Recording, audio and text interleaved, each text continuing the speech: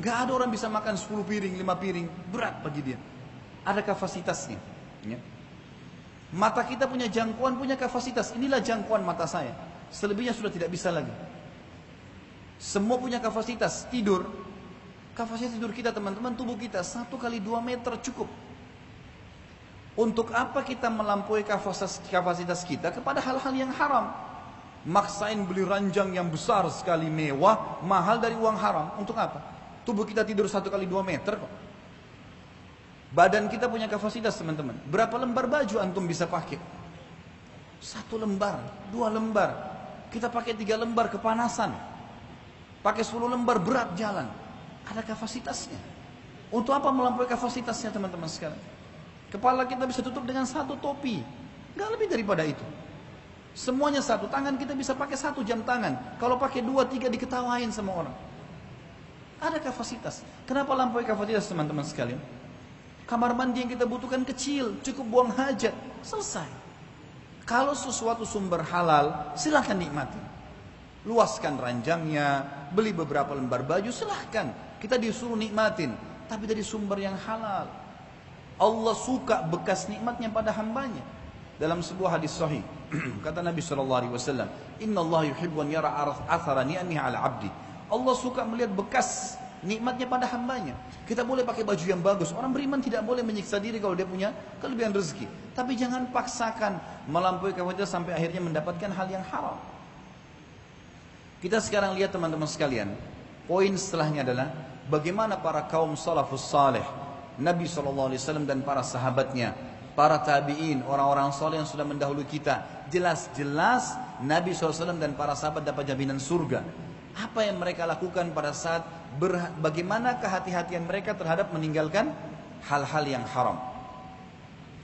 Di sini penulis mengangkat sebuah contoh, banyak contoh yang mulia. Di antaranya yang pertama adalah kiai dan guru kita, suri teladan kita, idola setiap orang beriman, Nabi besar Muhammad SAW.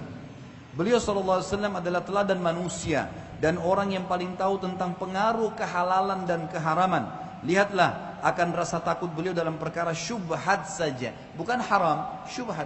Karena kata Nabi SAW, yang halal jelas, semua sudah tahu, tinggal belajar sudah tahu halal. Yang haram jelas. Di antaranya, jadi ini dinikmati, ini ditinggalkan. Di antaranya adalah hal yang samar-samar syubhat. Siapa yang menyelamatkan dirinya dari hal yang syubhat, dia telah menyelamatkan diri dari yang dia telah menyelamatkan kehormatan dirinya dan agamanya.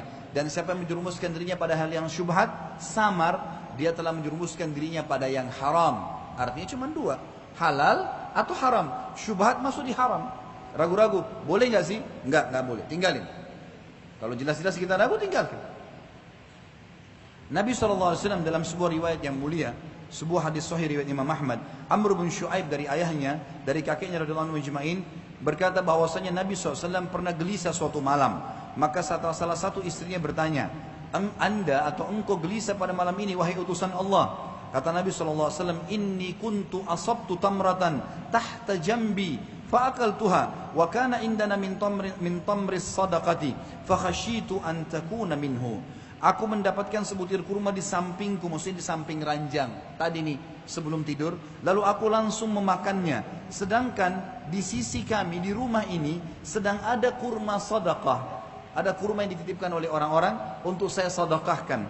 Maka aku khawatir jangan sampai 1 butir kurma di sebelah ranjang tadi termasuk kurma sedekah itu. Maka ini yang membuat Nabi SAW gelisah. Allahu Akbar, kata penulis. Rasulullah SAW tidak bisa tidur pada suatu malam dan gelisah karena sebutir kurma yang dianggap syubhat. Bukan haram, bukan jelas haram, bisa saja kurmanya beliau dan di rumah beliau yang tergeletak di atas tempat tidurnya. Sedangkan beliau tidak ingat bahwasanya di sisinya terdapat kurma sedekah yang diharamkan atasnya dan atas keluarganya hingga beliau memakannya, lalu mengira bahwasanya itu berasal dari sedekah sehingga beliau gelisah dan tidak bisa tidur. Lantas di mana para pemakan keharaman yang bergelimang dalam keharaman baik pagi maupun petang dibandingkan hadis ini? Tapi siapa yang lebih mengenal Allah, maka dia lebih takut kepadanya. Nabi SAW bersabda dalam hadis yang lain, riwayat Bukhari Muslim, sama riwayat tapi dengan lafaz yang berbeda. Inni la anqalibu ila ahli فأجد التمرة ساقطة على فراشي فأرفعها لآكلها ثم أخشى أن تكون صدقة فألقيها. Aku pulang kepada keluargaku lalu aku mendapatkan sebutir kurma tergeletak di atas tempat tidurku. Lalu aku langsung mengangkatnya untuk memakannya. Kemudian aku khawatir bila itu adalah sedekah maka aku menaruhnya.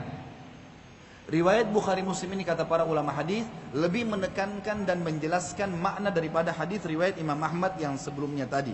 Maksudnya adalah Nabi SAW tidak sempat memakannya, tapi beliau hampir memakannya. Kemudian beliau melemparnya karena khawatir jangan sampai ini dari sedekah titipannya orang.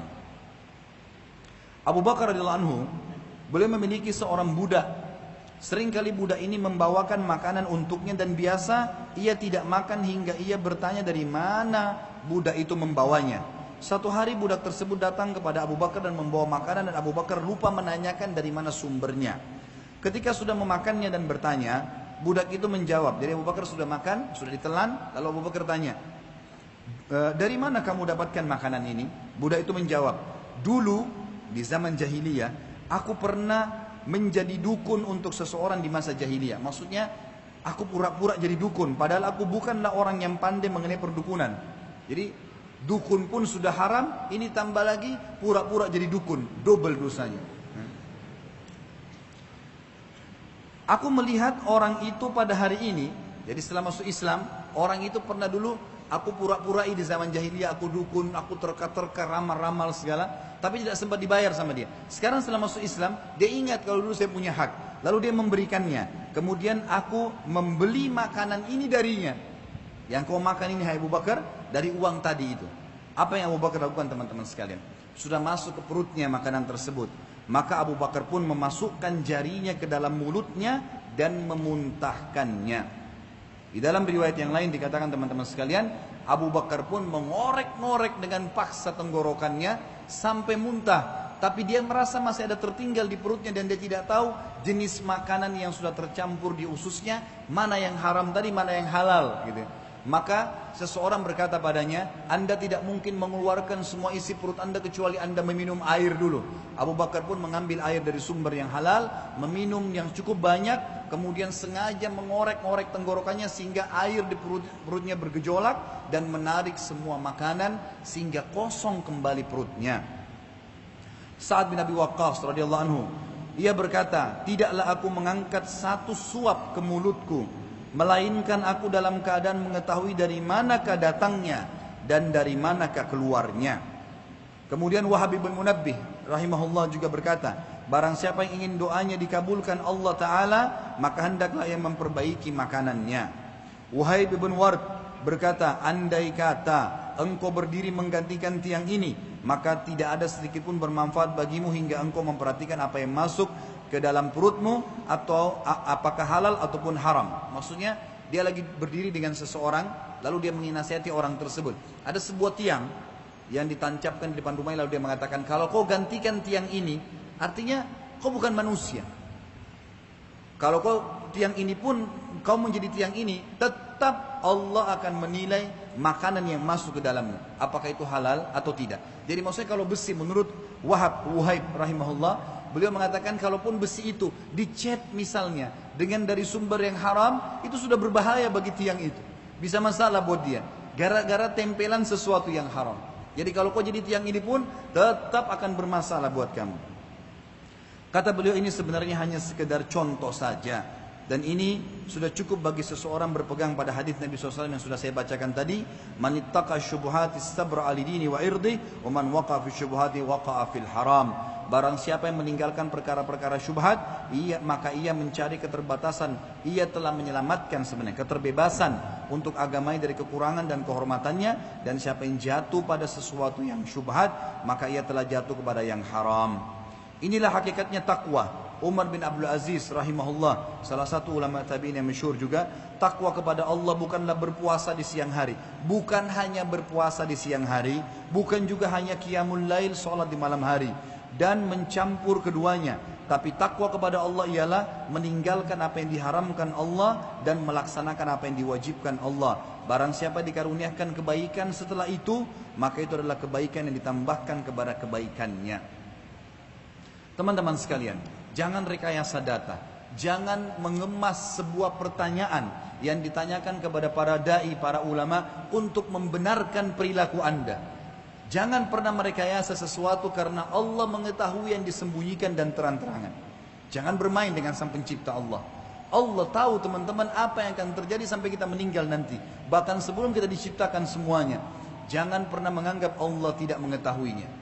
Allah maha melihat, maha mendengar, maha mengetahui. Bahkan Allah mengatakan, Ya'lamu ma tusirruna wa ma tu'linun.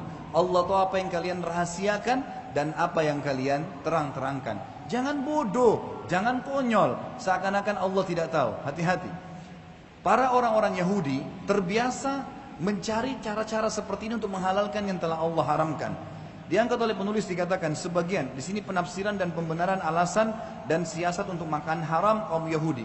Sebagian orang mentakwilkan dan membenarkan bagi dirinya mengambil harta haram atau melakukan suatu siasat, kemudian memberikan fatwa untuk dirinya tentang bolehnya makan harta ini. Karena didorong hawa nafsunya yang senantiasa menyuruh kepada keburukan yang dibutakan oleh cinta dunia sehingga tidak melihat kebenaran. Alasan penafsiran dan siasat inilah yang dilakukan oleh kaum Yahudi yang menghalalkan apa yang diharamkan Allah dengan cara-cara menyimpang dari apa yang telah Allah haramkan. Maksudnya mereka sengaja menghalalkannya. Contohnya adalah sabda Nabi SAW dalam hadis Bukhari. Qatalallahu al-yahuda lamma harramallahu alaihim syuhumuha jamaluhu thumma ba'uhu fa'akaluha. Semoga Allah membinasakan kaum Yahudi ketika Allah mengharamkan kepada mereka lemak bangkai, mereka menyiasatinya, kemudian mereka menjualnya lalu memakan harganya. Bukankah banyak orang di pasar-pasar kita sudah jelas-jelas ayamnya jadi bangkai? Haram makan bangkai, nggak boleh, tapi dia tidak mau rugi. Maka direkayasa seakan-akan itu bukan bangkai, lalu dijual. Haram hukumnya. Ini salah satu strategi yang dipakai oleh orang Yahudi dan Allah akan membinasakan mereka. Doa Nabi SAW ini akan kena, kata para ulama hadis, kepada siapapun yang mengikuti langkah-langkah Yahudi.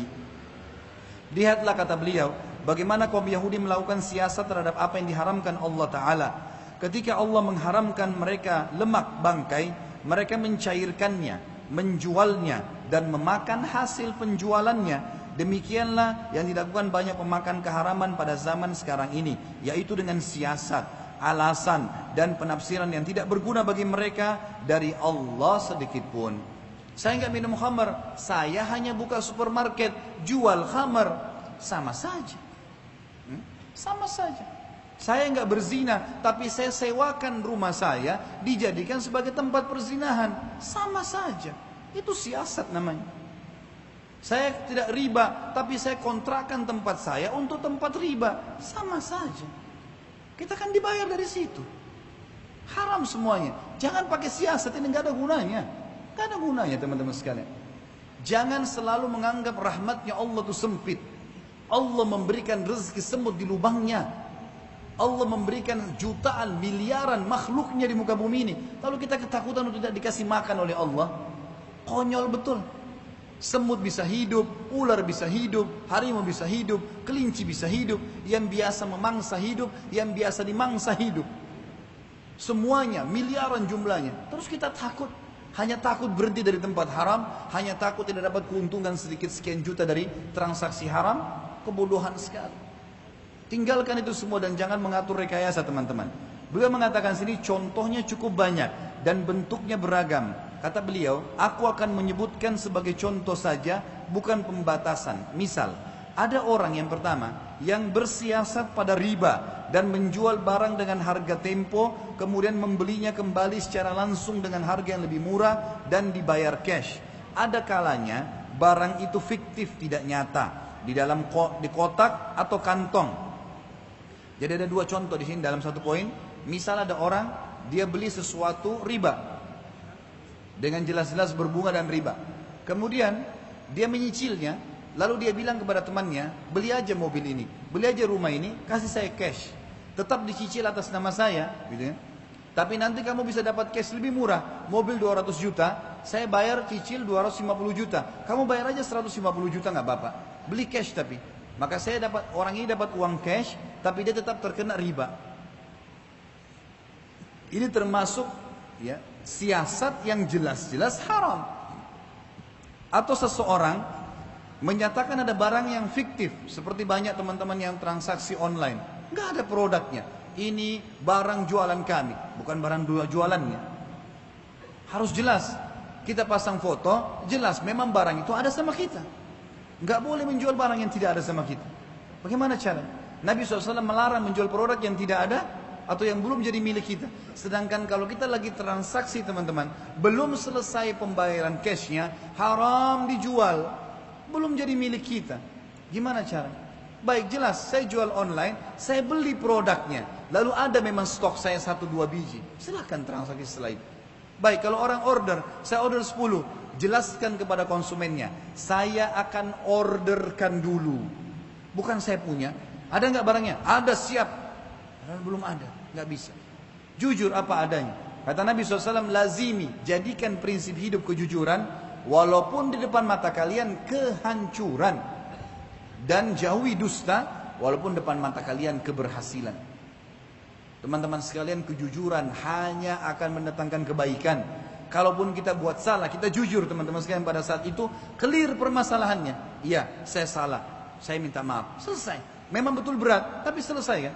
Kalau orang dusta, nggak selesai. Setiap ditanya akan selalu kita ulangi kedustaan tersebut. Dosa numpuk, hukumannya juga akan menumpuk. Dia mengatakan di sini dikatakan oleh penulis, ada kalanya barang itu fiktif, tidak nyata dalam kotak atau kantong. Pembeli menaruh tangannya di atasnya seraya berkata, aku beli. Kemudian dia mengatakan, aku jual. Ini adalah riba dan jual beli hutang yang diharamkan berdasarkan Al-Quran dan Sunnah. Serta ini adalah perang kepada Allah dan Rasulnya. Siasat ini tidak menambah perkara tersebut kecuali semakin buruk dan dosa yang nyata. Contoh yang kedua, pegawai yang mengambil suap dari orang yang datang sebagai imbalan karena telah memudahkan urusannya atau mendahulukannya atas orang yang lebih berhak daripada yang semacamnya. Oleh karena itu teman-teman sekalian, saya mengajak teman-teman sekalian, terutama yang masih terjerumus dalam masalah ini. Anda kalau bekerja di satu perusahaan dan sudah ada akad penerimaan gaji, sudah jelas akadnya. Anda bekerja sekian jam, kerjanya ini, gajinya begini. Tidak boleh lagi ambil dari orang lain itu. Ada orang datang, produknya antrinya nomor 10. Tapi karena dia bayar kepada pegawai ini jadikan nomor 1. Dari mana haknya ini? Gak bisa. Gak bisa Pak, nomor 10. Saya bayar lebih, biar Bapak mau bayar lebih. Harganya sekian, tidak akan saya berkhianat dari perusahaan ini. Selesai, jujur. Seorang mukmin jelas. Permasalahannya karena kita masukkan haram dalam tubuh kita. Dan berbahaya. Lihat efek-efek tadi yang sudah kita sebutkan teman-teman sekalian. Untuk apa? Untuk apa? Nyaman gak teman-teman sekarang masuk ke sebuah instansi, gak pakai terima suap? Kita masuk, walaupun kita antri, jelas. Hak kita jelas, dia sudah terima gaji, kita keluar juga jelas. Sayangnya, ini malah dipakai oleh orang instansi-instansi perbankan konvensional. Kita masuk ke bank, transaksi, selesai. Kita antri, hak kita sudah selesai, kita keluar. Gak ada sogok-sogokan ke orang. Kenapa nggak lakukan seperti itu? Lebih nyaman, lebih tentram. Walaupun saya bukan membenarkan masalah instansi riba ini ya. Karena ini cuma salah satu contoh di salah satu substansialnya saja. Kalau yang lainnya jelas masalah haram dalam instansi itu. Kata Nabi SAW di dalam hadis masalah suap ini. Dan suap ini teman-teman, rishwa dalam bahasa Arabnya, terjadi kalau dua keadaan. Seseorang tidak memiliki hak untuk didahulukan, lalu didahulukan gara-gara dia membayar. Ini sogokan. Yang kedua adalah tidak punya hak sama sekali, tapi karena dia bayar jadi punya hak. Ini yang kata Nabi SAW dalam hadis sahih riwayat Ahmad, la'anallahu rashi ar-rashi wal murtashi fil hukum. Semoga Allah melaknat diangkat berkah hidupnya, penyuap dan orang yang disuap dalam hukum. Tidak bisa teman-teman sekalian. Ada hal yang tidak masuk dalam suap. Misal, saya beli produk dari luar negeri, kemudian produk saya ditahan oleh bea cukai karena minta syarat-syarat. Syarat surat ini, surat itu, saya penuhi syarat-syarat suratnya. Ini contoh saja. Dan mohon maaf teman-teman, bea cukai bukan saya sedang menyinggung, saya sedang memberikan contoh. Kemudian ini ditahan misalnya. Syaratnya sudah kita penuhi, ternyata dia masih menahan produk kita. Dia masih menahan produk kita. Karena dia masih menahan, dan kelihatannya memang orangnya tidak mau keluarkan kecuali dibayar, lalu kita bayar dan kita punya hak di produk itu, ini bukan suap. Ini bukan suap. Karena memang kita punya hak di situ. Suap tadi saya kasih contoh kalau kita tidak punya hak di situ, atau kita tidak punya hak didahulukan gara-gara kita membayar. Ini tidak boleh. Yang ketiga, contoh yang lain. Orang yang diberi mandat sebagai wakil untuk melakukan pembelian barang dari pihak yayasan pemerintah, swasta, dakwah, atau bantuan dan semisalnya. Lalu ia menghususkan salah satu ruko atau selainnya dengan membeli darinya sebagai imbalan harta yang diberikan kepadanya. Ini adalah keharaman yang dimakan oleh pelakunya. Jadi contohnya misalnya, ada orang dikasih mandat oleh kantornya, beli alat-alat tulis saja misalnya. Baik, beli alat tulis, pulpen, segala macam, tip X, apalah yang dibutuhkan, kertas-kertas, apa saja kebutuhan, perangkat kantor. Jelas sekali waktu dia beli, toko ini karena melihat instansi, orang ini datang atas nama instansi pemerintah A atau instansi swasta B misalnya. Datang karena belinya banyak 10 juta, 50 juta, dapat diskon. Dikasih diskon, ini diskonnya sekian ya, karena belanja. Lalu dia merekayasa keadaan, dia mensiasati, dia tetap memberikan laporan ke kantornya harga sebelum diskon. Diskon diambil sama dia. Dari mana hak Anda mengambil diskon itu? Demi Allah teman-teman sekalian, berbicaralah dengan keimanan. Dari mana hak kita mengambil diskon itu? Kalau kita datang teman-teman tidak membawa uang sejumlah itu, tidak pakai nama instansi itu, apakah dikasih hal yang sama? Kalau kita pakai uang pribadi silahkan diambil. Anda sudah terima gaji, nggak ada haknya. Kembalikan ke perusahaan, jujur Allah menilainya. Kita kembalikan, ini loh diskonnya tadi, silakan ambil. Kenapa harus rekayasa keadaan teman-teman sekalian? Gak boleh, haram. Hati-hati, doa tidak mustajab, hidupnya akan sengsara, dan beragam macam poin yang sudah saya sebutkan tadi, itu akan mengenai dia semuanya. Contohnya juga, orang yang bekerja sukarela untuk salah satu yayasan sosial, dakwah atau bantuan, dan ia mengumpulkan sumbangan berupa barang atau uang dari para pedagang dan yayasan-yayasan perdagangannya. Ada kalanya ia diberi hadiah lalu menerimanya untuk dirinya karena tidak mengetahui hukumnya atau karena menginginkan dan menyukai materi.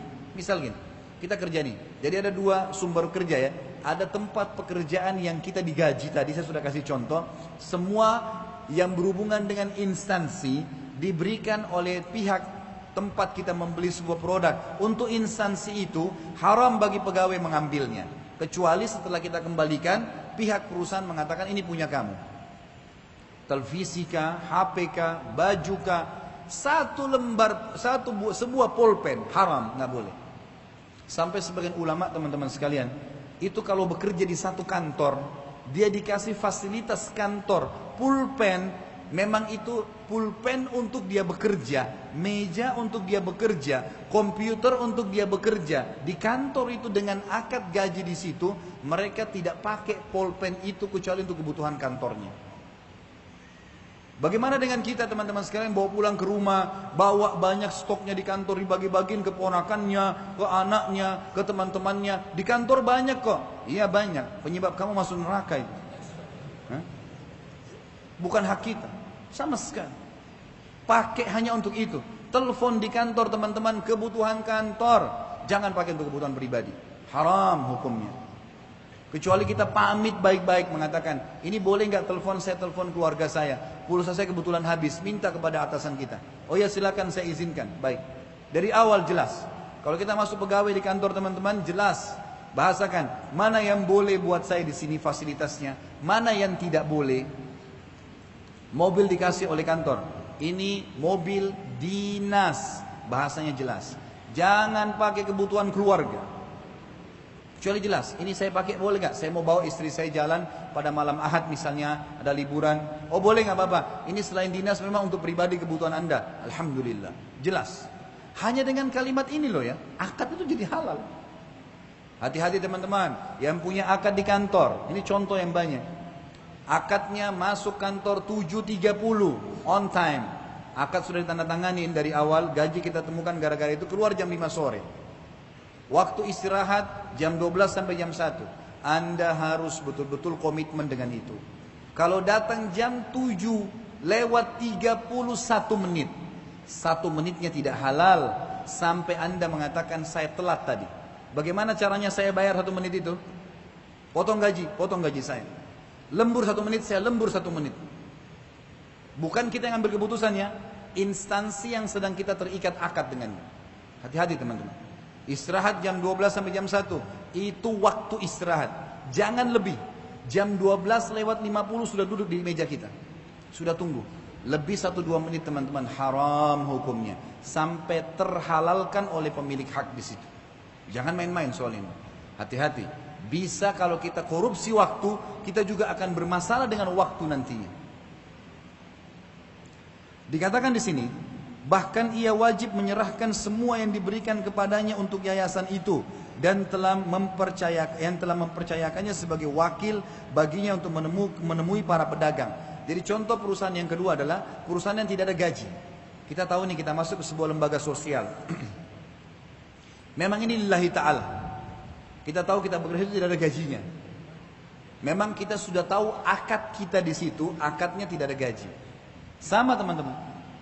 Tidak ada gaji berarti kita sudah siap bekerja sesuai dengan kita sepakati, ini lillahi ta'ala. Dan apapun yang dikasih ke yayasan, walaupun kita tidak punya gaji, haram kita ambil. Tidak boleh diambil. Jangan bilang, oh karena saya tidak ada gaji, ya udah saya dikasih sama orang yang saya kumpulin pedagang-pedagang, ini yayasan sosial, ini kegiatan kami A, B, C, kemudian dikasih sumbangan, lalu sumbangannya kita potong, oh saya kan juga punya transport. Nggak bisa. Akad Anda dari awal sosial. Kalau enggak, bahasakan, gitu kan? Bahasakan semua jelas kepada pemilik yayasan. Ini kalau saya transport jalan ke sana ada biayanya. Oh enggak ada. Ini yayasan sosial. Baik. Semua yang kita dapatkan dari hasil kita keliling pun kasih ke dia semuanya. Tapi kalau dari awal, baik, dari uang yang akan diterima di dinas sosial, jelas nanti akadnya akan ada transportnya dikasih 100.000 misalnya. Baik, itu silahkan. Kalau sudah jelas akadnya. Di sini dikatakan, tapi mungkin ada seseorang yang membenarkan dirinya bahwa ia telah mencurahkan waktunya, jeripayahnya, mobilnya dan semisalnya untuk mengumpulkan sumbangan-sumbangan itu. Lalu ia memandang bahwa ia membolehkan untuk dirinya mengambil apa yang dihadiahkan untuknya sebagai imbalan jeripayah tersebut. Padahal tadinya itu buat yayasan. Kasih semua ke yayasan. Apapun yang dikasih. Mau mesin jahit tua kah, mau apa saja. 1 jarum kasih ke yayasan. Gak ada urusan sama kita. Katakan kepadanya, engkau bekerja untuk mencari pahala dari Allah. Maka tidak halal bagimu mengambil sedikit pun darinya sama sekali. Jika engkau menginginkan imbalan jeripayahmu, maka kemukakanlah hal itu kepada para penanggung jawab di yayasan dakwah atau sosial tersebut. Katakan kepada mereka bahwa engkau menginginkan upah tertentu dari pekerjaanmu. Adapun bila engkau berpura-pura bekerja sukarela, sedangkan engkau mengambil dan menentukan bagian tertentu bagi dirimu dari sumbangan itu, maka ini tidak halal dan tidak boleh bagimu. Aku kemukakan, kata penulis ini, kepadamu kisah Ibnu Latbiyah yang di dalamnya terdapat dalil yang jelas. Imam Ahmad meriwayatkan rahimahullah bahwasanya Nabi SAW pernah mempekerjakan seorang laki-laki dari Azab, ya, suku Azab, yang bernama Ibnu Lutbiyah, yang mengumpulkan zakat.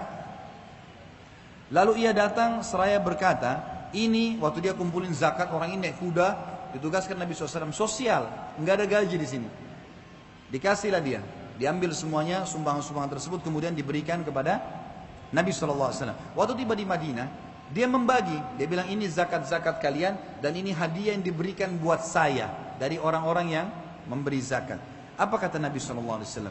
Ma balul amili nab'athuhu fayaji fayaqul hadha laka wa hadha li afala jalasa fi baiti abihi wa ummihi fayanzuru ayuhda am lahu am la والذي نفس محمد بيده لا يأتي أحد منكم بشيء إلا جاء به يوم القيامة يحمله على رقبته إن كان بعيرا له رغاء أو بقرة لها خوار أو شاة تيعر ثم رفع يديه حتى رأينا أفرتي إبطيه ألا هل بلغت ثلاثا. Mengapa pekerja yang kami utus datang seraya berkata, kata Nabi SAW tentang Ibnu Lutbiyah, datang lalu ia berkata, ini untuk kalian dan ini dihadiahkan untukku. Dan ini termasuk adab nabawiyah, adab kenabian. Nabi kita Muhammad SAW kalau menegur orang tidak menyebut namanya, tidak menyebut namanya. Beliau sudah tahu orang itu ada di depannya duduk, Nabi SAW di atas mimbar lalu kemudian hanya mengatakan, kenapa ya? Ada orang yang telah kami tugaskan untuk mengumpulin zakat, lalu dia bilang ini untuk kalian, ini zakat kalian, ini hadiah untukku. Tidakkah dia duduk di rumah ayah dan ibunya lalu memperhatikan apakah diberikan hadiah atau tidak? Orang ini tadi yang mengatakan hadiah buat dia, bukan untuk dia itu. Dikumpulkan bersama zakat. Kenapa? Kata Nabi SAW, coba kalau dia duduk di rumahnya, dia tidak tugas untuk mengambil zakat, apakah dia akan dapat hadiah itu? Jawabannya tidak. Dia dapat hadiah karena dia jalan membawa zakat atau mengumpul zakat. Maka itu bagian daripada zakat tadi, nggak bisa diambil sama dia. Kecuali setelah dikumpulkan pemilik zakat yang menerima zakat mengalokasikan buat dia. Itu berbeda. Demi zat yang jiwa Muhammad berada di tangannya, tidaklah salah seorang dari kalian datang membawa sesuatu darinya, maksudnya dari sesuatu yang haram, melainkan ia akan membawanya pada hari kiamat dengan memikulnya di atas lehernya. Jika itu seekor unta yang dia rekayasa sehingga dia dapat seekor unta, ia akan memiliki suara yang dipikulkan di punggungnya lalu mengeluarkan suara unta. Jika itu sapi, maka ia mengeluarkan suara sebagaimana sapi di punggungnya, lalu kemudian sapi itu berbentuk seperti sapi dan mengeluarkan suara terus dipikulkan di punggungnya. Dan juga jika itu kambing, ia akan mengeluarkan suara kambing. Kemudian beliau mengangkat kedua tangannya hingga kami bisa melihat putih ketiaknya, sallallahu alaihi wasallam. Kemudian beliau bersabda, ya Allah, apakah aku telah menyampaikannya? 3 kali. Dalam hadis yang lain beliau juga mengatakan, hadayatul ummali bulul. Ini hadis riwayat Imam Ahmad. Hadiah untuk para pekerja adalah harta khianat. Kecuali dia kembalikan dulu kepada instansi yang dia kerja lalu dia dikasih, itu lain. Kalau tiba-tiba diambil ini tidak boleh. Saya punya pengalaman pribadi teman-teman sekalian. Saya bukan menceritakan aib, tapi saya kasih contoh saja. Dan alhamdulillah saya tidak sebutkan namanya. Salah satu pegawai yang pernah bekerja di toko saya di Jakarta pernah mendatangi saya lalu berkata begini, Ustaz, saya punya sumber untuk mendatangkan air yang bisa dijual. Saya bilang baiklah, kalau memang ada silakan, kalau mau dimasukin di toko. Saya ketemu sama orang, nanti saya negosiasi, gitu kan? Nanti saya negosiasi. Dan ini kebetulan air zam-zam pada saat itu. Tentu ada sebagian fatwa ulama dibolehkan air zam-zam seperti di Saudi, ada orang yang jual di toko-toko dan itu dibolehkan pada saat dijual karena memang dia punya nilai, ya. Dan pemerintah Saudi pun membolehkan. Maka pada saat itu teman-teman sekalian, saya bilang baik, saya ingin ketemu orang yang dari Saudi. Dia bilang ini teman saya kenal baik dan seterusnya. Pegawai saya, kebetulan saya percayakan uang kasir segala dari dia. Gak lama kemudian teman-teman sekalian, mungkin setelah seminggu atau 10 hari, datanglah orang ini dari Jeddah, kemudian berbicara dengan saya. Waktu dia berbicara sama saya ini, langsung to the point. Kira-kira kalau saya masukkan sekian kontainer di Indonesia, bagaimana peraturannya, bagaimana caranya, kamu nanti terimanya seperti apa, kira-kira orderannya mau berapa banyak. Terus saya bilang sama dia, yang Anda tawarkan ini apa sebenarnya? Dia bilang air zam-zam. Saya bilang baik, saya butuh lihat contohnya. Ada contohnya enggak? Kita harus meneliti karena di Indonesia banyak orang yang merekayasa air zam-zam itu tidak benar, palsu. Dia bilang, loh, saya kan sudah titipkan dari sebulan yang lalu contohnya di toko Anda. Saya bilang di mana? Dia tunjuk pegawai saya di depan saya, sama orang ini. Terus saya tanya dia, akhi, antum dikasih contoh sama orang ini?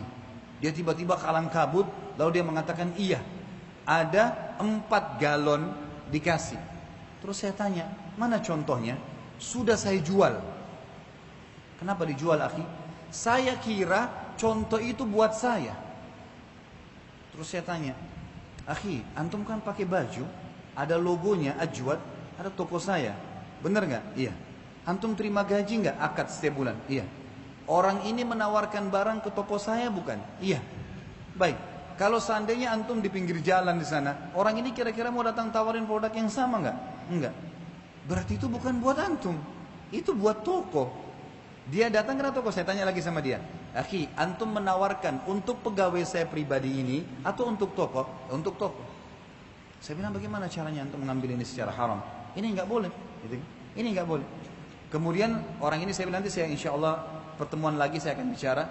Nanti akan kita bicarakan. Lalu orang itu pergi pamit. Kemudian saya duduk sama pegawai. Saya tanya kenapa? Kenapa harus mencari sumber yang haram? Rupanya orang ini sudah jauh sekali nih. Setelah itu saya baru tahu supplier saya di Jakarta yang banyak memasukkan barang dari Saudi, saya teleponin untuk order barang Zam-Zam ini. Tiba-tiba saja dia mengatakan, gitu kan? Dia mengatakan, Ustadz, pegawai Ustadz yang namanya Fulan ini sudah tawarin kami Zam-Zam nih. Jadi sebelum itu diambil contoh, dia tawarin ke supplier saya semuanya, ternyata ditolak semua. Mereka nggak ada yang mau gitu. Karena mentok dia tawarin kembali ke saya. Bagaimana bentuk pengkhianatan ini? Maka pasal saya mengatakan, dengan pengkhianatan ini mungkin saya sudah tidak bisa pekerjakan lagi akhi, gitu kan? Dan lain kali jangan diulangi ke orang lain. Ini hanya berbahaya. Lalu saya berhentikan dia. Alhamdulillah Allah kasih pengganti yang lebih baik. Tapi ini contoh. Banyak orang begitu. Gitu. Suruh beli alat listrik, karena dia kerja di perusahaan listrik. Lalu kemudian beli kabel sekian banyak, karena banyak sekali pembeliannya, dapat diskon sekian, disembunyi kayak tadi saya bilang. Atau hadiah TV dikasih, atau HP, atau fasilitas keluar negeri, diambil semua sama dia. Mustahil, ini haram. Nggak boleh sama sekali teman-teman. Dikatakan sini, hadiah untuk para pekerja adalah harta khianat. Hadis sahih riwayat Imam Ahmad. Kecuali dia sudah menawarkan kepada instansi yang dia kerja dan dihalalkan buat dia, silahkan. Termasuk dalam kategorinya adalah orang yang menerima hadiah karena syafaat atau mediasi dan usaha perantara yang telah diberikannya. Semisal ia menjadi mediator dengan kedudukannya untuk seseorang dalam perkara mubah. Dan ini adalah syafaat yang bagus sebenarnya. Namun tidak boleh mengambil imbalan. Misalnya dia menerapkan dari awal, saya bisa mediasikan kamu ketemu sama fulan, tapi kalau berhasil saya akan dapat sekian persen. Nggak boleh. Haram dalam agama. Mediasi cari pahala, jasa. Sudahlah. Gitu. Beda keadaannya kalau sudah berhasil, kemudian nanti dia mendapatkan, dikasih sesuatu oleh orang itu. Tidak ada kesepakatan dari awal. Tiba-tiba saya karena orang ini berhasil, memang betul dia punya hak, bukan suap menyuap di sini. Nggak ada pembayaran yang menjadi halal buat dia padahal sebenarnya tidak halal tadinya, dia tidak berhak mendapatkannya, maka ini boleh saja asal tidak ada rekayasa sebelumnya.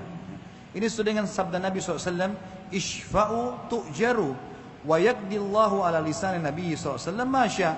Berilah syafaat, bantu orang, mediasikan, jasa, maka kalian akan mendapatkan pahala dan Allah menyelesaikan lewat lisan nabinya apa yang dikehendakinya. Hadis sahih riwayat Imam Ahmad.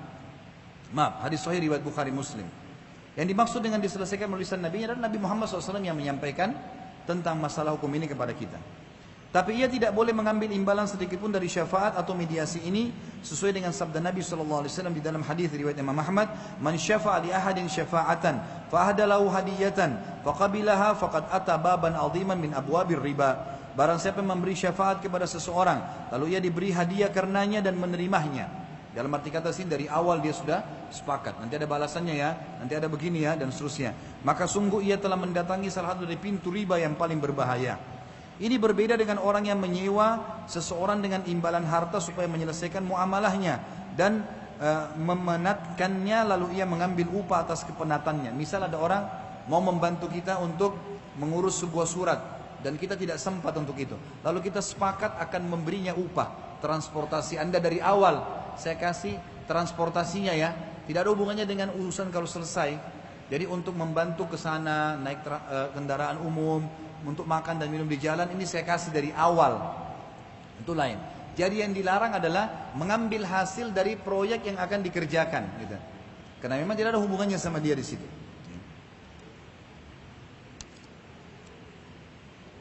Yang keempat contohnya adalah sebagian orang mengumpulkan sedekah dan zakat dari para pedagang terkadang membenarkan bahwa dirinya berhak mengambil sesuatu darinya dengan salah satu dari dua alasan. Mungkin ia mengatakan aku adalah orang fakir dan berhak mendapatkan sedekah ini.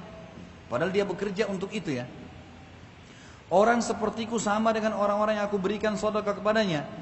Ini tidak boleh baginya karena ia mengambil sedekah untuk kaum fakir dan tidak mengambilnya untuk dirinya. Jika ia fakir lagi berhak mendapatkan sedekah itu, maka sampaikan hal itu kepada pemilik sedekah, yaitu orang yang akan memberikan bagian tertentu untuknya dari sedekah yang ia inginkan, bukanlah ia yang mengambil untuk dirinya sendiri.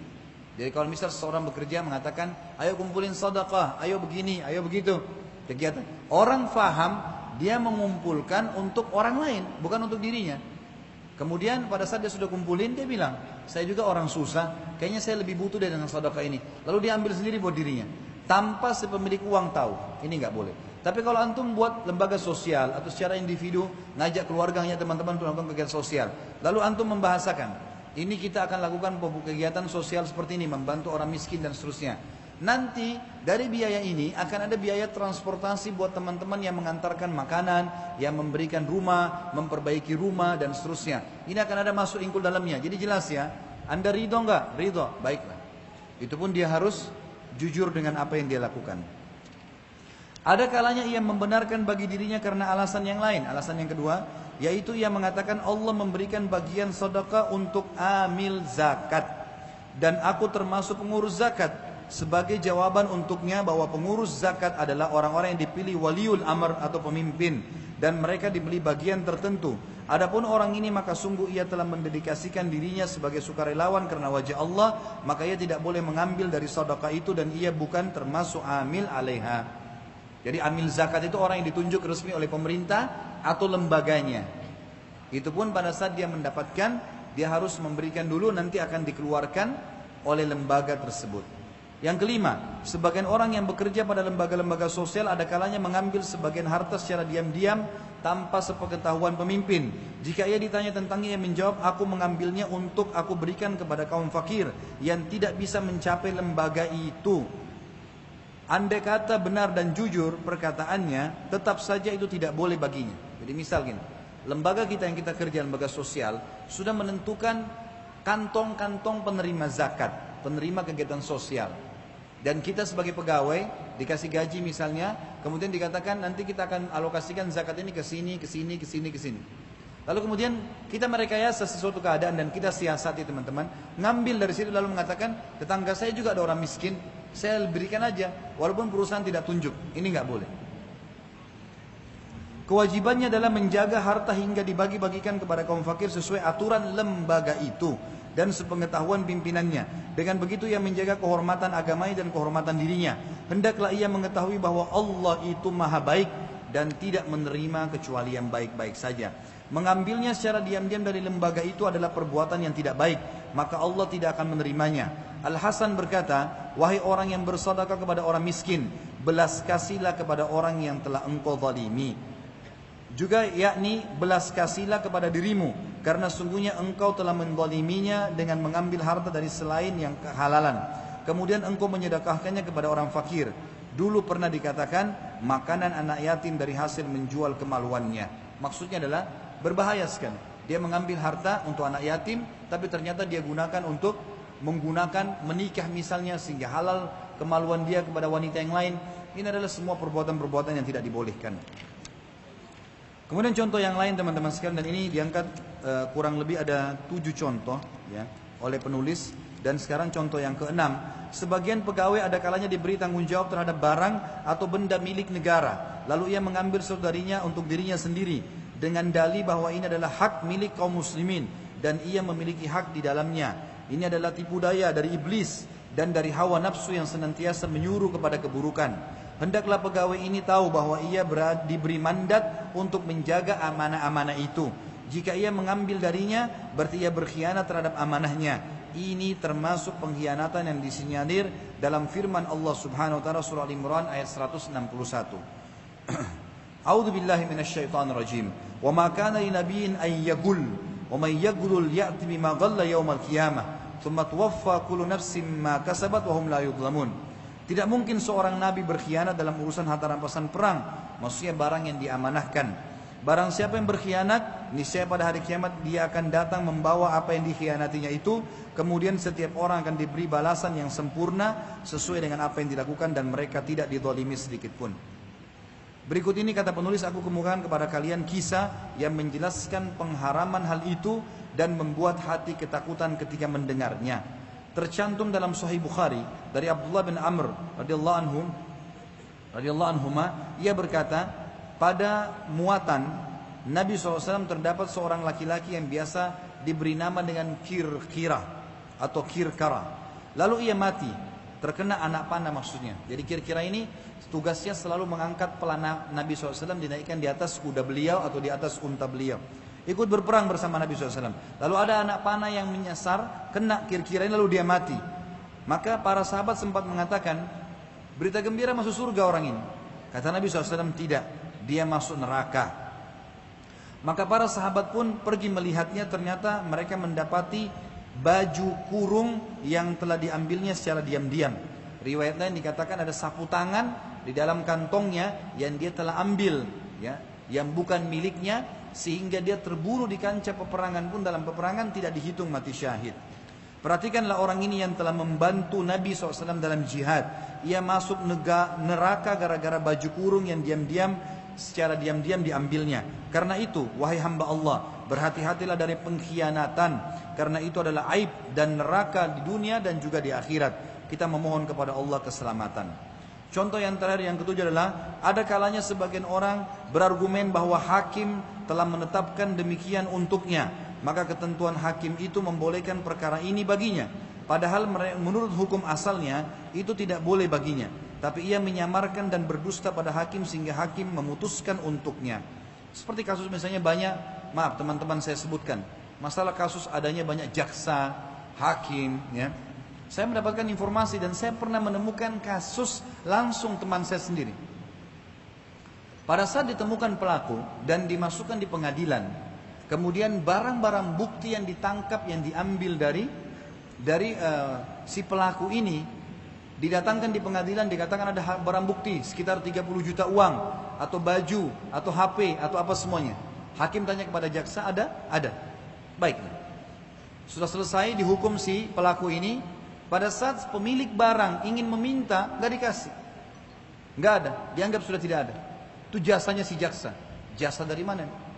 Barangnya orang. Sudah terzalimi lalu diambil. Ini terjadi pada teman saya sendiri. Dan saya sendiri yang menghubungi orang itu. Saya bilang, orang ini telah kena masalah. Teman saya kena masalah. Dan dia tertipu sekian miliar uang. Gitu ya.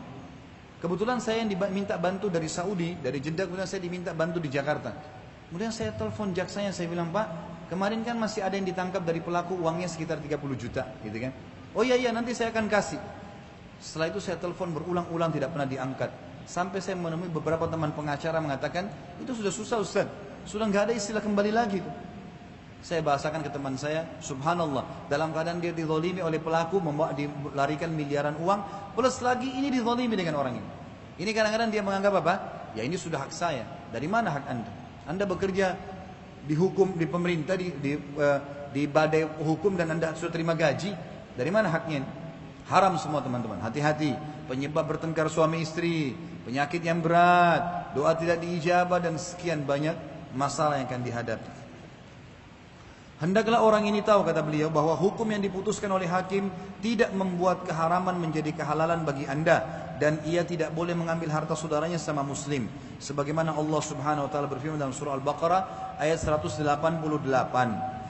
A'udzu billahi minasyaitonir rajim. Wa la ta'kulu amwalakum bainakum bil batili wa tudlu biha ila al-hukam litakulu fariqan min amwalin nasi bil itsmi wa antum ta'lamun. Dan janganlah kalian makan harta di antara kalian dengan cara yang batil, tidak benar, rekayasa atau siasat. Dan janganlah kalian menyuap dengan harta itu kepada para hakim. Bahasa Allah jelas, dengan maksud agar kamu atau kalian dapat memakan sebagian harta orang lain dengan jalan dosa, padahal kalian mengetahuinya.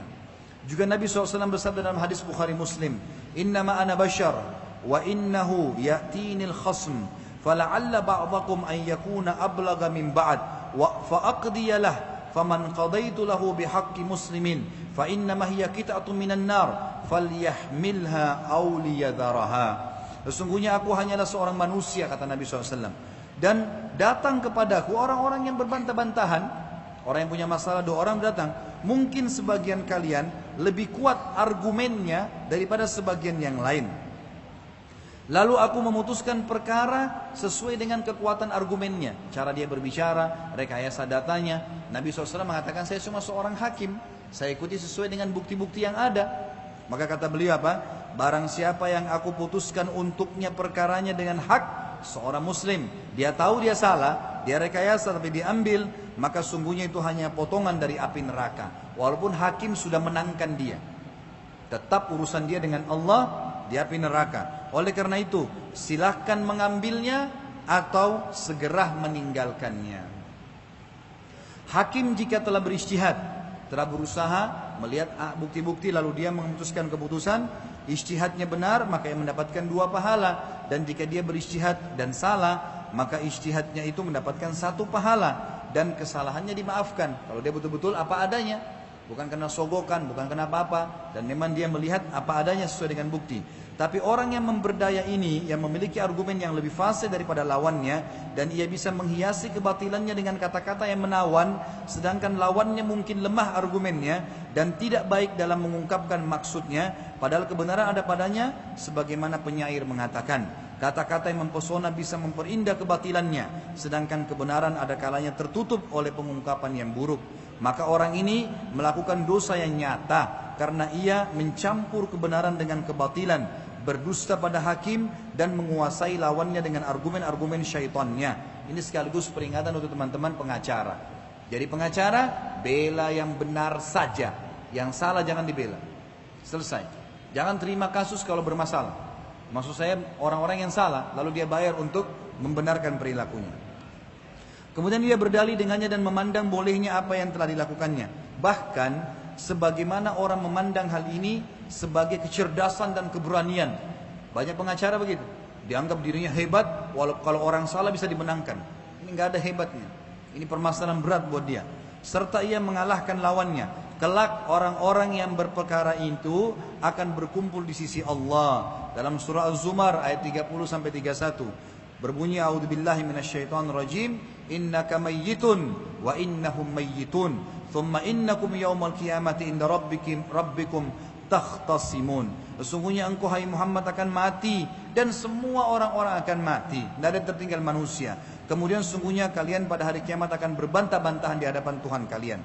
Ini adalah contoh-contoh yang tidak aku maksudkan sebagai pembatasan kata penulis, tapi realitas penuh ya, karena realita yang ada dengan contoh-contoh pembenaran, tipu daya dan takwil atau pengalian argumentasi yang dijadikan oleh orang-orang yang lemah imannya dan orang-orang yang tergoda dengan dunia yang fana untuk menghalalkan apa yang diharamkan Allah. Mereka mengikuti kebiasaan orang-orang sebelum mereka dari kalangan Yahudi dan Nasrani, tapi hendaklah mereka mengetahui bahwa mereka akan dihadapkan di hadapan zat yang tidak ada sesuatu pun yang tersembunyi darinya.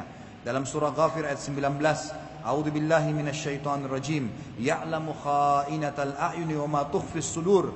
Dia Allah mengetahui pandangan mata yang khianat. Kadang-kadang kita lihat ke depan tapi ternyata target kita di sebelah kanan atau sebelah kiri. Allah tahu, dan apa yang tersembunyi dalam dada. Jika mereka bisa mengelabui manusia dengannya di dunia, maka ketahuilah Allah berfirman dalam surah Al-Mujadilah ayat 18, a'udzubillahi minasyaitonirrajim, yauma yab'atsuhumullahu jami'a fayahlifuna lahu wa kama yahlifuna lakum wa yahsabuna annahum ala syai' ala innahum humul kadhibun. Ingatlah pada hari ketika mereka semua dibangkitkan Allah hari kiamat, lalu mereka bersumpah kepada Allah bahwa mereka bukan orang-orang musyrik atau berbuat dosa sebagaimana mereka bersumpah kepada kalian di dunia, dan mereka menyangka bahwasanya mereka akan memperoleh sesuatu manfaat. Ketahuilah mereka adalah orang-orang yang pendusta, maksudnya orang yang akan masuk ke dalam api neraka.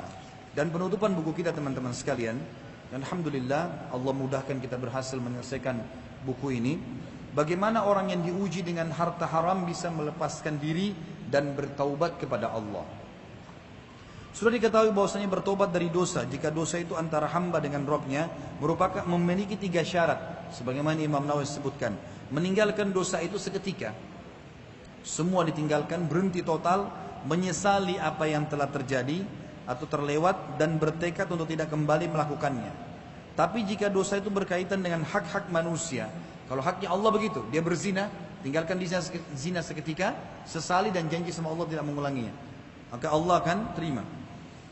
Jika berhubungan dengan hak manusia, mengambil materi, merusak citranya atau merusak nama baiknya, kehormatannya, maka di samping 3 syarat tadi ada syarat yang keempat, yaitu mengembalikan hak-hak kepada orang yang berhak menerimanya dan meminta maaf dari mereka bila itu bukan harta. Karena itu orang yang bertobat dari makanan haram, dari makan haram, tidak cukup dengan 3 syarat, sedangkan ia tetap berada dalam harta yang diharamkan itu. Bahkan ia harus melepaskan diri darinya. Jika itu adalah harta ribawi, maka sungguh Allah telah menjelaskan cara taubat darinya melalui firman-Nya tadi yang disebutkan Al-Baqarah 278 sampai 279. A'udzu billahi minasyaitonir rajim. Ya ayyuhalladzina amanu taqullaha wa dharu ma baqiya minar riba in kuntum mu'minin. Fa in lam taf'alu fa'dhanu biharbin minallahi wa rasulih wa in tubtum falakum ru'usu amwalikum la tadlimuna wa la tudlamun. Wahai orang-orang yang beriman, bertakwalah atau patuhlah dan tunduklah kepada Allah dan tinggalkan sisa riba yang belum dipungut. Kalau sudah terlanjur tadinya rentenir, pinjamin uang dan riba, sekarang sudah tahu, taubat, berhenti, jangan pungut lagi. Jika kalian betul-betul beriman, dan jika kalian tidak melaksanakannya, maka umumkanlah perang dari Allah dan Rasulnya. Kata ulama tafsir, Allah akan memerangi dia.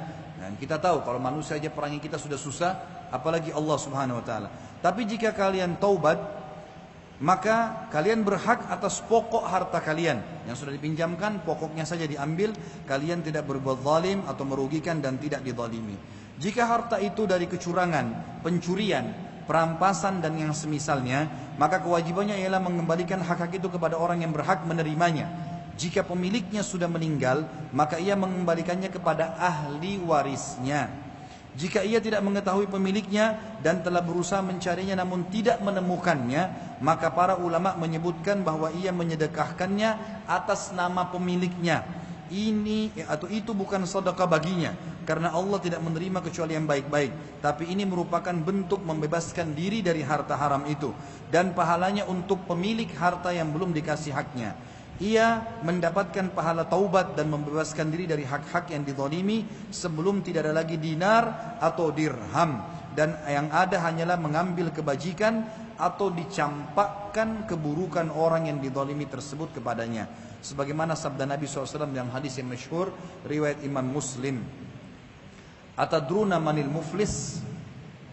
Qalu al-muflisu fina man la dirham lahu wa la mata'. فقال إن المفلس من أمتي يأتي يوم القيامة بصلاة وصيام وزكاة ويأتي وقد شتم هذا وكذب هذا وكذف هذا وأكل مال هذا وسفك دم هذا وضرب هذا فيؤتى هذا من حسناته وهذا من حسناته فإن فنيت حسناته قبل أن يقضى ما عليه أخذ من خطاياهم فطرحت عليه ثم طرح في النار. Tahukah kalian siapa orang yang membangkrut itu?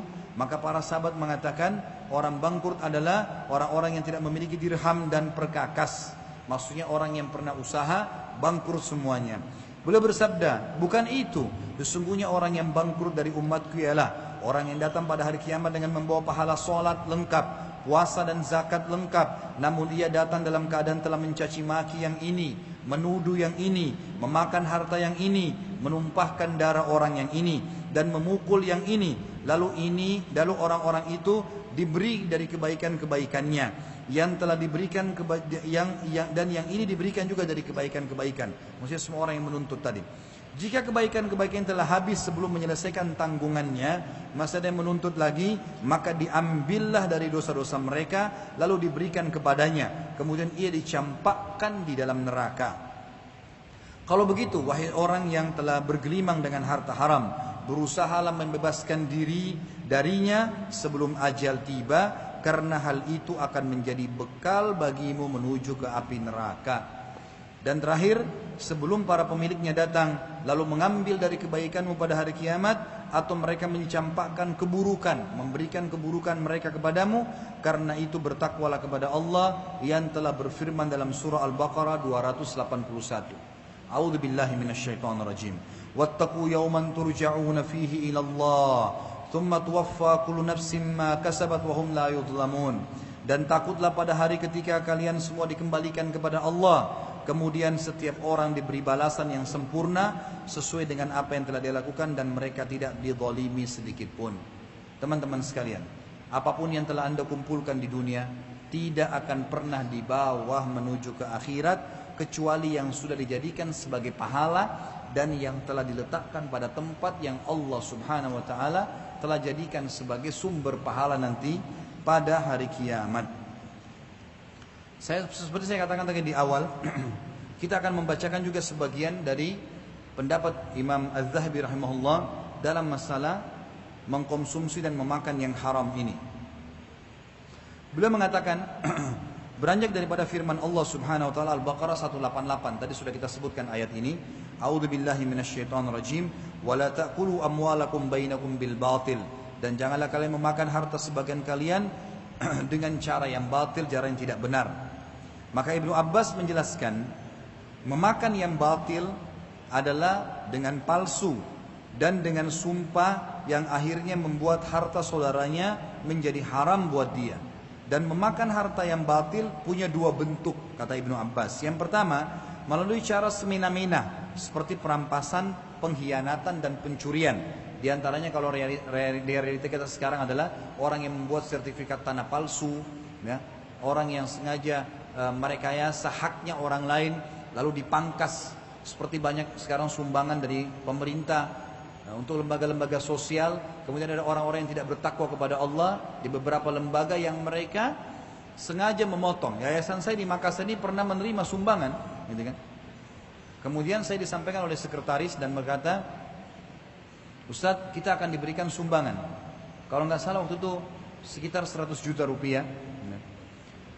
Dan saya harus datang menandatangani di sebuah instansi.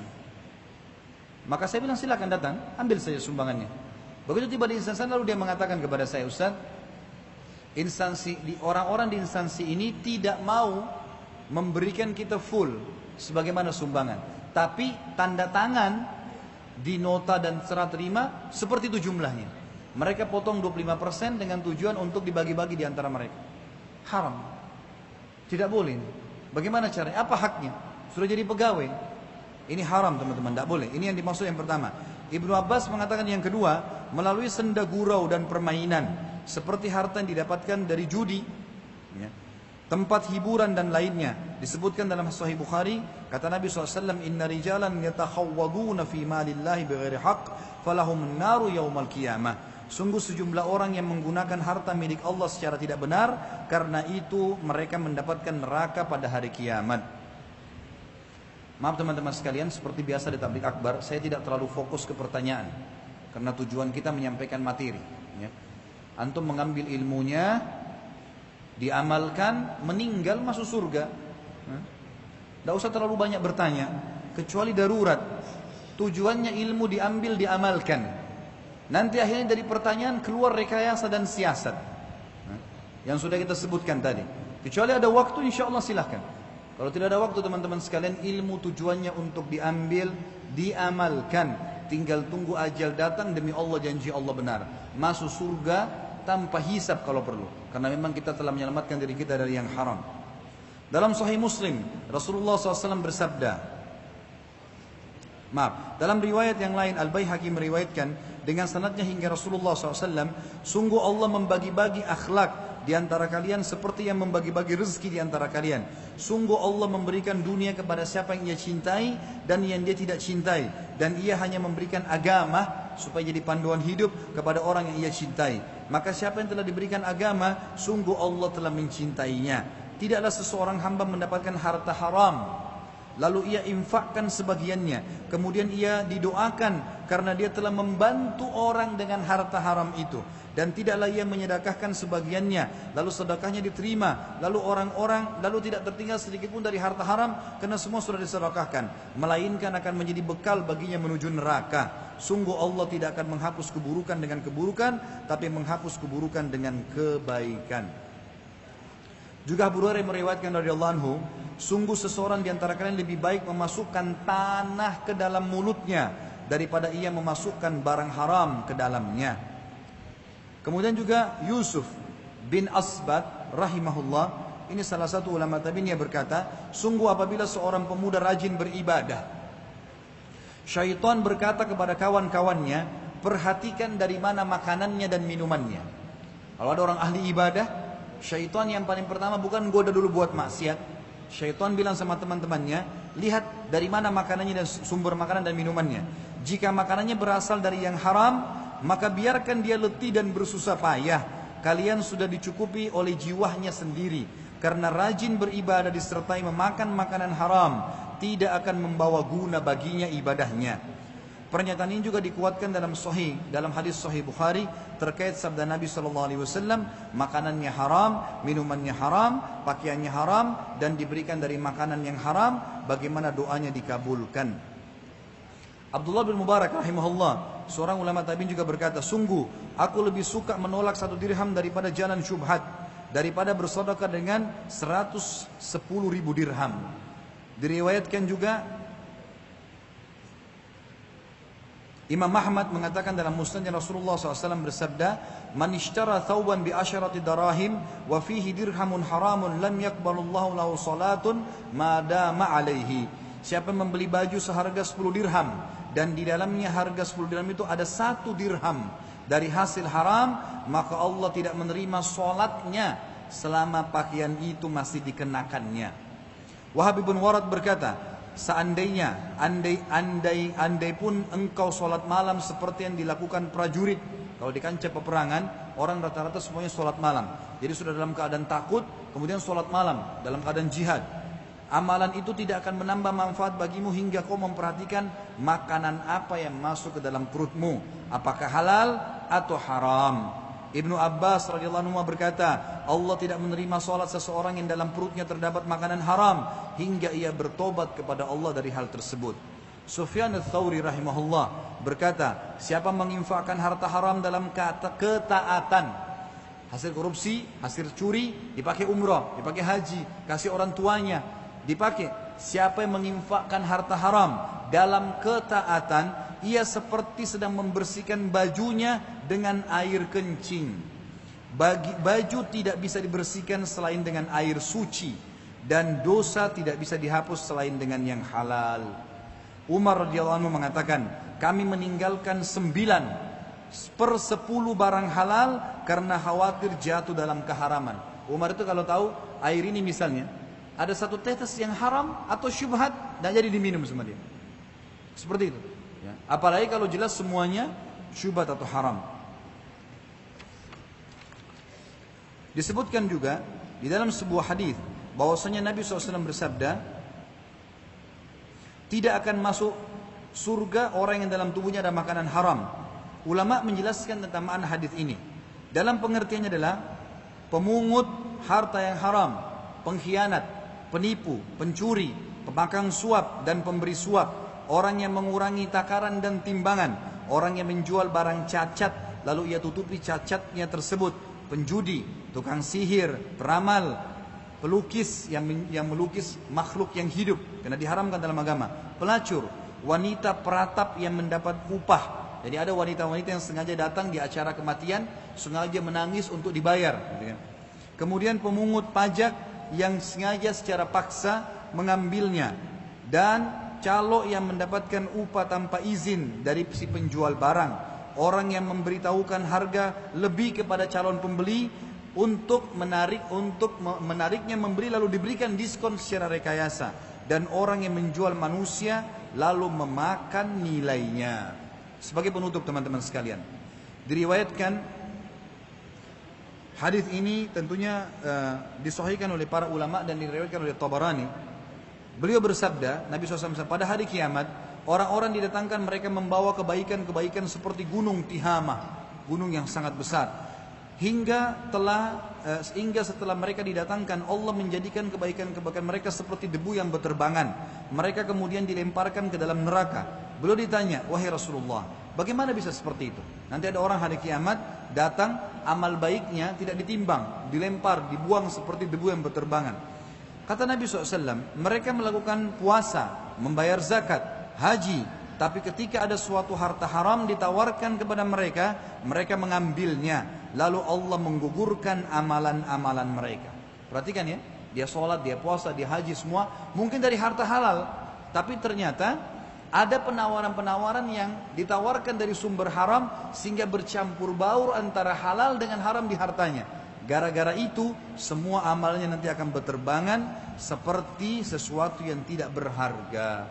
Oleh karena itu teman-teman sekalian, kesimpulan dari apa yang kita sampaikan semua, ingatlah, kehidupan di dunia sebentar. Seseorang di antara kita semuanya sedang menuju ke liang lahatnya. Tinggal tunggu siapa yang lebih dulu jatuh. Teman-teman sekalian, jangan pernah mengkhayal mati itu kalau sudah masuk ruangan ICU saja. Demi Allah teman-teman, orang yang mati di luar rumah sakit lebih banyak daripada orang yang mati di rumah sakit. Coba lihat ruangan ICU di rumah sakit ada berapa ruangan? 1, 2 ruangan, iya kan? Berapa banyak orang yang mati dalam situ dan berapa banyak orang yang mati di luar rumah sakit. Berapa banyak orang yang sakit di rumah sakit dan berapa banyak orang yang di luar yang tidak sakit. Orang yang mati dalam keadaan tidak sakit teman-teman lebih banyak daripada orang yang sakit. Jangan pernah mengkhayal teman-teman sekalian. Dan Allah Azza wa Jalla yang maha tinggi dan maha pemurah bisa menghukum kita dengan sesuatu yang sangat sederhana sehingga sudah cukup untuk membuat masalah. Bukankah seseorang di antara kita tiba-tiba bisa bertengkar sama istrinya atau suaminya tanpa sebab, bisa tiba-tiba cerai, membuat dia sumpek berhari-hari? Bukankah seseorang di antara kita bisa memegang sebuah gelas, kemudian kepanasan dan tangannya jadi memar? Bukankah seseorang di antara kita jalan, kemudian bisa keselio lalu kemudian kakinya sakit selama berminggu-minggu? Bukankah banyak cara Allah untuk menghukum kita?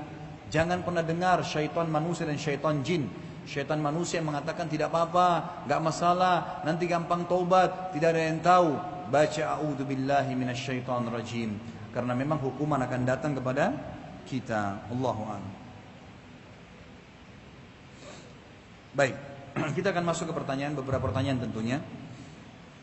Setelah salam di sini, waalaikumsalam warahmatullahi wabarakatuh. Saya penggemar berat Ustaz yang sering lihat lewat YouTube. Semoga bermanfaat insyaallah. Dan saya berharap teman-teman mendoakan supaya kegiatan dakwah ini semua ikhlas karena Allah dan semoga bermanfaat buat muslimin.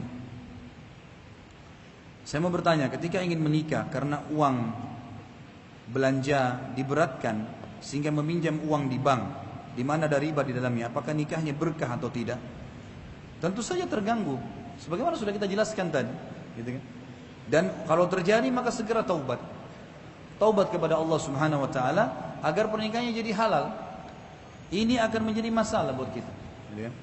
Kalau memang uang belanjanya dinaikkan, gitu kan, mahal, istikharah kepada Allah Subhanahu Wa Taala, minta petunjuk. Istikharah itu jalan tol, jalan pintas mendapatkan jawaban doa.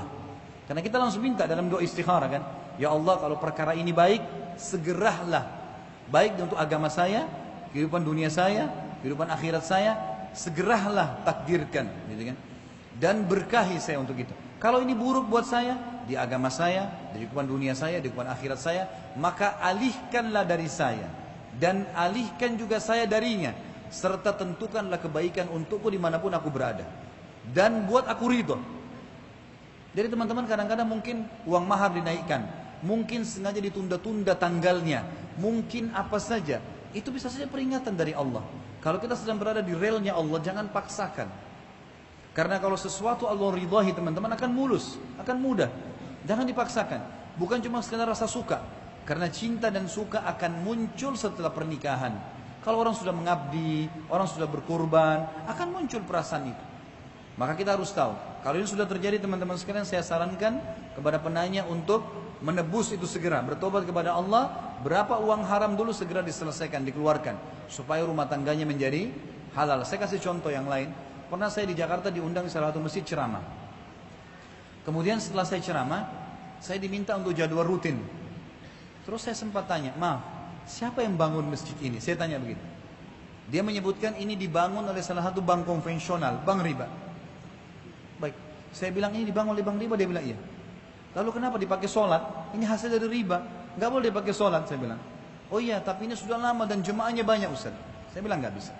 Saya tidak akan datang mengisi pengajian sini dan saya minta anda semua jangan sholat di masjid ini. Haram, gimana cara? Allah nggak terima sedekah masjid dari uang haram. Lalu bagaimana jalan keluarnya Ustaz? Nilai berapa uang yang sudah dipakai, disumbangkan dari uang riba di masjid ini, keluarkan. Keluarkan, kasih jalan Allah. Bangun fasilitas umum, karena uang riba boleh buat jalan, jembatan, sumur, pakai fasilitas umum. Keluarkan, 100 juta, 1 miliar, keluarkan. Jadi halal masjid itu. Kita seperti menebusnya, itu baru boleh. Sama tadi masalah kasus pernikahan, pendapatan kita, upah, segalanya. Tebus dengan cara itu.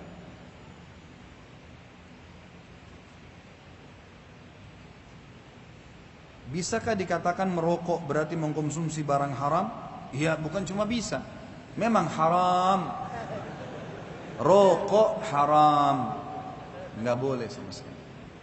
Tidak ada ulama yang bisa dijadikan sebagai rujukan, ulama rabbaniyin, ulama yang betul-betul luar biasa berpegang pada Al-Quran dan Sunnah yang menghalalkan. Mustahil. Tidak ada dokter yang masih sehat akal fikirannya menghalalkan rokok. Enggak ada pemerintah yang sehat menghalalkan. Kenapa pemerintah kita tulis pelangnya besar-besar, rokok bisa membunuhmu? Saya berharap suatu waktu pemerintah kita ganti gambarnya kecil, tulisannya besar. Karena sudah begitu tidak bisa dibaca juga oleh orang-orang. Dikasih foto lehernya orang yang luka bakar, enggak, tetap juga dilakukan. Haram semua. Ini sama dengan narkotika, sama, cuma dilegalkan. Haram teman-teman. Enggak boleh sama sekali. Dan kalau tidak merokok kenapa? Mati kalau tidak merokok? Enggak. Mati kalau ajal datang. Hah? Mulutnya jadi bau, badannya jadi sakit, istri anaknya perokok pasif jadi malah masalah. Kenapa harus merokok teman-teman sekalian? Haram demi Allah, enggak ada sedikit pun celahnya untuk kita katakan halal. Kalau anda berkata, dari mana dalilnya Ustaz haram rokok tidak ada di zaman Nabi SAW? Baik, saya akan jawab dengan kisah seorang syekh di Saudi. Ada seorang guru SD, dia merokok. Lalu datang kepada seorang syekh, dia bilang, "Syekh, dari mana anda mengatakan rokok haram? Sementara tidak ada di zaman Nabi SAW." Beliau mengatakan ada firman Allah. Allah menghalalkan yang baik-baik, Allah haramkan yang buruk-buruk. Masuk rokok di dalamnya. Kata guru ini apa? Tapi saya tidak lihat rokok itu buruk. Bagi saya rokok itu bagus. Saya merokok, saya merasa nyaman, saya tidak sakit dan seterusnya. Apa kata syekhnya? Kalau kau tidak anggap rokok itu buruk, saya sarankan sekarang kamu beli rokok yang banyak, bagi-bagi kasih istri sama anakmu. Pulang ke rumah, suruh mereka merokok semuanya. Apa jiwamu mau nerima itu? Karena dia guru mungkin jadi difaham. Dia keluarin rokoknya, dipatahin sama dia. Sekarang saya tahu kenapa haram. Artinya kalau baik tidak mungkin. Kalau begitu bayi kita kasih rokok sekalian. Gak boleh, haram. Nggak bisa. Jadi celahnya sudah jelas gitu kan. Dan ulama mengambil sebuah kaidah dalam masalah pengharaman khamr. Allah haramkan khamr dalam Al-Quran diceritakan, a'udzubillahi minasyaitonirrajim. Yas'alunaka 'anil khamri wal maisir. Qul fihima ithmun kabir wa manafi'u linnas wa ithmuhuma akbar min naf'ihima. Al-ayat. Ditanyakan kepada Muhammad tentang khamr. Khamr ini definisinya kullu ma yukhammirul akal. Semua yang bisa membuat akal seseorang keluar dari normalnya, lebih percaya diri atau lupa diri. Masuk di dalamnya cairan dan selain cairan. Bisa narkotika, bisa rokok, bisa khamar, cair, bisa semuanya masuk. Apapun, kapsul, semuanya sama. Selama dia mengganggu normalnya akal manusia. Masuk dalamnya ketadihan. Maka Allah mengatakan, ditanyakan kepada Muhammad tentang masalah khamar dan judi. Katakan, pada keduanya ada manfaat buat orang. Apa manfaatnya buat orang? Khamar dan judi, hiburan. Orang kalau minum khamar badannya jadi hangat, gitu kan? Orang kalau judi terhibur. Tapi Allah mengatakan dan ada dosanya, serta dosanya, mudaratnya lebih besar daripada manfaatnya. Jadi khamar sama judi ada manfaat, tapi mudaratnya lebih besar. Gara-gara itu diharamkan sama Allah. Maka ulama mengeluarkan sebuah kaidah dalam makanan dan minuman, semua yang manfaatnya atau mudaratnya lebih besar daripada manfaatnya hukumnya haram. Semua yang mudaratnya lebih besar daripada manfaatnya hukumnya haram. Rokok di sini masuk di dalamnya. Kenapa teman-teman harus merokok? Saya susah tinggalkan, tidak ada kata-kata susah. Setiap kita mensugesti diri kita teman-teman, kita akan terbawa dengan sugesti itu. Tanya teman-teman yang masih merokok ataupun ada yang hadir di sini, nanyakan diri sendiri. Kalau kita tanya kenapa anda merokok, selalu sugesti yang ada. Tapi masalahnya bukan ke positif, ke negatif. Misal dia bilang, saya kalau tidak merokok tidak bisa berpikir. Negatif atau positif ini? Negatif. Artinya dia gantung, dia bisa berpikir kalau merokok. Kalau tidak merokok nggak bisa berpikir. Saya kalau tidak merokok tidak percaya diri. Saya tidak bisa punya ide. Saya dan seterusnya. Makanya negatif. Ini dia mengurung dirinya di bingkai kehidupan yang dia buat sendiri. Sama dengan orang bilang, saya kalau tidak minum kopi pagi hari kepala saya pusing. Pusing benar kalau nggak ada kopi. Kalau ada kopi, ada susu, ada air putih, minum saja bismillah selama halal. Kenapa harus kurung? Saya kalau tidak tidur di rumah saya nggak bisa tidur. Ini kebodohan. Di rumah nenek, di rumah kakek, di rumah teman, di masjid tidur saja. Hah? Kenapa harus begitu? Saya kalau tidak makan di rumah saya nggak bisa makan. Nggak bisa betul nelan nanti. Karena mindset dia, alam otak bawah sadarnya merekam itu. Gitu kan? Saya kalau tidak menikah sama orang ini saya bisa mati. Mati benar nanti. Dia nggak mau, sudah, nggak usah. Ya, masih banyak manusia lain, gitu kan? Jadi jangan kurun diri kita di situ. Sama dengan teman-teman merokok ini, gitu kan? Saya bisa tinggalkan, saya bisa menghafal, saya kuat untuk bekerja, saya bisa sukses. Selalu positif. Jangan bilang, oh saya sudah tua nggak bisa hafal. Nah, sahabat-sahabat umur 60 tahun masuk Islam bisa hafal 30 juz Al-Quran kok. Sugestinya. Amr bin Jamuh radhiyallahu anhu, sahabat Nabi, kakinya pincang, sudah tua, pegang pedang itu gemetar, ikut jihad, berperang. Kata Nabi SAW, anak-anaknya Amr bin Jamuh datang mengatakannya, ya Rasulullah, ayah kami nggak bisa berperang, pegang pedang aja gemetar, kakinya pincang, naik ke atas kuda kami harus topang, tapi dia mau ikut perang dengan anda. Nabi SAW panggil, hai Abdullah, hai Amr, kenapa kau mau pergi berperang? Ya Rasulullah, saya juga mau surga.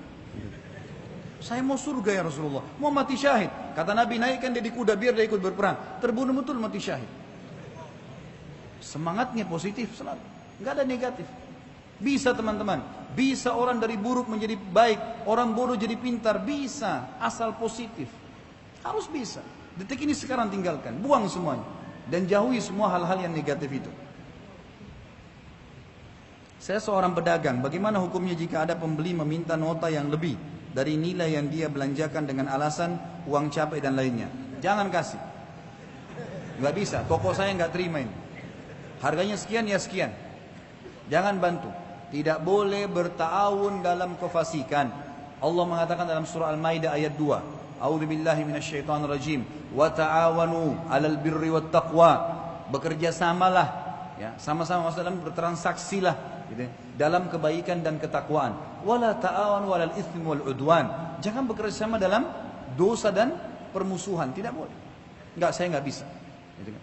Saya pernah temukan ada travel, teman-teman yang punya travel juga, tentu banyak contoh di sini ya.